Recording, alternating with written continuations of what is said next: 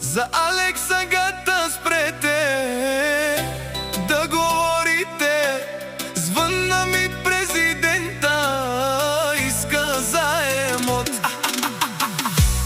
Алекс Агата, иска той няколко милиона, защото знае, че пълен му е сейфа. Яша Алекс, много ти върви, хем си умен, хем талантлив, имаш много яка кола, всички на теб.